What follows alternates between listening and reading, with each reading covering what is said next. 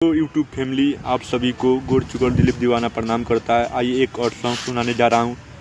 देखिए, एक बेटी अपने बाप से बोल रही है, वो कैसे बोल रही, बार बार उसको गर्भ में ही मार दिया जा रहा है। तो क्या बोल रही है, कैसे बोल रही है, आइए सुनते हैं सिंगर दिलीप दीवाना की आवाज़ में।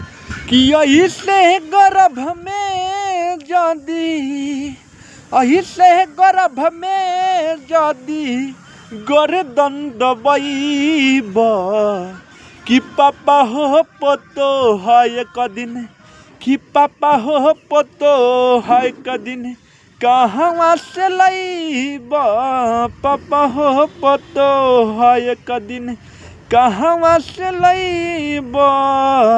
कि ऐसे गर्भ में जादी, ऐसे गर्भ में जादी गर्दन दबाइबा।